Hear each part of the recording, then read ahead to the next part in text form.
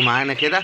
بسم الله ما شاء الله. انا حابب اوريكم كل حاجه عندي ما شاء الله تبارك الله. لسه طالع نازل بست عصافير 7 عصافير، وبعت عصفور جدا جدا احسن من عظم السيبيا اللي بقى دلوقتي هيوصل له ب 100 جنيه ولا حاجه.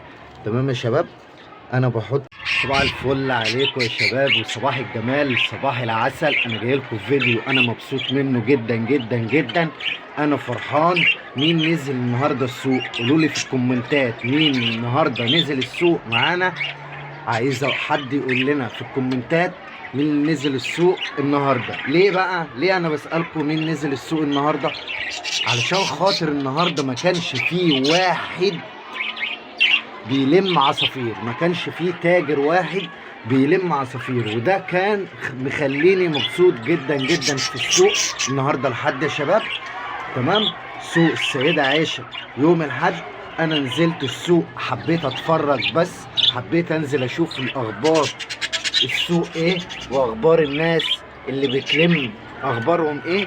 ما تلاقيتش واحد. الجمعة اللي فاتت يا شباب، الجمعة اللي فاتت ما شاء الله بسم الله ما شاء الله بسم الله ما شاء الله، الجمعة اللي فاتت يا رجالة كان في 2 أو 3 بالكتير قوي هم اللي بيلموا. النهارده الحد ما كانش فيه حد خالص خالص خالص بيلم، وده كان مخليني مبسوط جدا. بسم الله ما شاء الله، ده كان مخليني مبسوط جدا. ليه مخليني مبسوط؟ انا هقول لكم دلوقتي.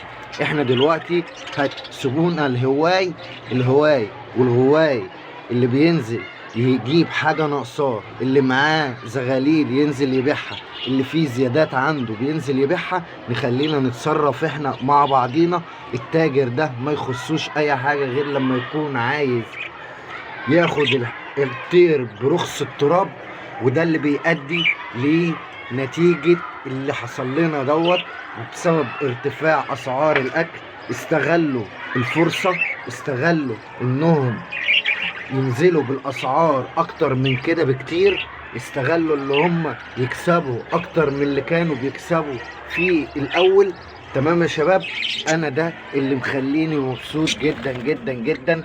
مخليني اللي انا كده انا هنزل السوق تاني، هنزل السوق بطيور تاني. انا بقالي اكتر من 6 شهور ما بنزلش بطير في السوق، وبنزل اشوف الدنيا فيها ايه. تمام يا شباب، ده اللي مخليني طلعت لكم في فيديو النهارده. انا مبسوط جدا. طبعا احنا الهواي بتقدر الطير، بتقدر العصفور، بتقدر تعبك انت في الطير لما بتيجي تفرخ كام زغلول وتنزله. ده اللي هيخلي نتيجة ارتفاع اسعار الطيور ترجع من تاني. الهاوي بيشتري بمرض الله، علشان هو هاوي زيك، عارف هو بيشتري ايه وبيقدر الحته اللي بيشتريها ايه. تمام يا شباب، دي اول حاجه انا جاي لكم فيها. تاني حاجه في اخر الفيديو، يا ريت ما تقطعوش الفيديو، كملوا لي الاخر، علشان اخر الفيديو هقول لكم بديل عظم السيبيا. انا بقالي كده داخل 9 شهور ما بجيبش سيبيا، والانتاج عندي كويس جدا جدا جدا، وعندي الطيور بتبيض بيضه كويسه. تمام يا شباب، وما بجيبش، ما عنديش سيبيا خالص اهو رجاله. زي ما انتم شايفين اهوت، بتؤدي الى زياده عدد البيض عند الانثى، نفس السيبيا بالظبط ويمكن احسن. ما شاء الله في زغلول اهوت لسه طالع من البيضه دلوقتي حالا. بسم الله ما شاء الله، نسمي الله كده يا شباب. خليك الزغلول ده هنحطه كده دلوقتي عشان الجو ما يبقاش ساقع عليه. تمام يا رجاله، انا مبسوط جدا جدا. زي ما انتم شايفين اهوت، في هنا زغلولين ما شاء الله، كل الوشوش بسم الله ما شاء الله فيها بيض. زي ما انتم شايفين حضرتك اهوت، كله بيض اهوت. اول بيضه اهيت للانثى دي ما شاء الله عليهم. بص اهو زي ما انتم شايفين اهو، بسم الله ما شاء الله. في هنا برضو بيض زي ما انتم شايفين اهو، وادي مفيش هنا سيبيا. استنونا لاخر الفيديو، هقول لكم بديل عظم السيبيا، لانها هي رخرة ارتفاع سعرها غالي جدا جدا جدا. وده انا اللي خلاني ابدل السيبيا واشوف اي تمليح وكالسيوم غير السيبيا. تمام يا شباب، نرجع لموضوعنا ونخلي موضوع السيبيا ده للاخر. تمام يا رجاله، انا عايزكم بقى يا رجاله لو حد نزل تاني بيلموا كده كده، دي تجاره مش هتبطلها ومفيش حد هيبطلها، بس هما بيعطشوا السوق، بيخلي السوق يكتر، لان هما الفترة اللي فاتت لموا طيور كتير جدا جدا جدا، علشان خاطر الناس بدأت تصفي، الناس نزلت تصفي طيورها، الناس نزلت بكثافة بالطيور. هم دلوقتي بيخلي السوق يعطش بكثرة الطيور علشان خاطر ينزلوا يلموا تاني. استغلوا الموضوع ده، ما تدوش حاجة لحد.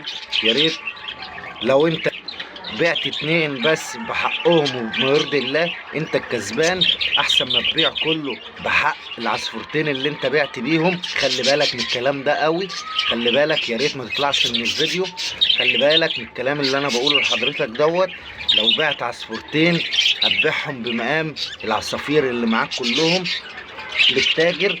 خلي الهواي هم اللي لو ناقصهم حاجه ياخدوها منك. لو انت اتلقيت عصفور كويس ومحترم واشتريته، انت الكسبان وهو برضو كسبان وبايعه بما يرضي الله. ده انا مبسوط منه وفرحان منه جدا جدا جدا، وانا متشكر ليكم جدا يا شباب. خلاص هانت على ال1000 مشترك، فاضل تكه ونوصل ل1000 مشترك، واللي فاضل دوت يا شباب مش كتير عليكم. والله العظيم والله العظيم انتوا احسن ناس في الدنيا. تمام يا رجاله، بسم الله ما شاء الله. عايزين نرجع بقى لموضوعنا، ايه هو بديل عظم السيبيا؟ انا هقول لكم بديل عظم السيبيا ايه. البديل عظم السيبيا هو اللي في الشنطه دوت هقول لكم هو ايه بالظبط. تمام يا رجاله، ده صدف مطحون زي انت ما شايف حضرتك اهو. ده صدف مطحون بتفرشه جوه العش قبل ما الانثى تبيض، قبل ما النتايه تبيض. الصدف ده فيه كالسيوم، فيه تمليح، فيه تحديق، فيه كل حاجه. الصدف ده بص يا رجاله، انت لو جبت ب5 جنيه هيقعد معاك كتير. بفرشه في العش زي ما انت مش شايف حضرتك هنا هو كده، بفرشه في العش. تمام، وبخليه في العش. الذكر والنتايه بيخش العش، وده اللي بيؤدي ان انا بيخلق الذكر والنتايه بيخشوا يرقدوا مع بعض. انا طيوري كلها بيخشوا الذكر والنتايه بيخشوا يرقدوا مع بعضيهم جوه العش. تمام، ده الصدف المطحون ده، جربوه. تمام، جربوه ومش هتندموا باذن الله. صدف مطحون من عند بتاع اللي بيبيع الاكل واللي بيبيع الاكل الحمام والكلام ده كله. تمام يا شباب، وكان ده حلقه النهارده. متنسوش تشتركوا في القناه وتفعلوا الجرس عشان يوصل لكم كل جديد بنقدمه. السلام عليكم ورحمه الله وبركاته.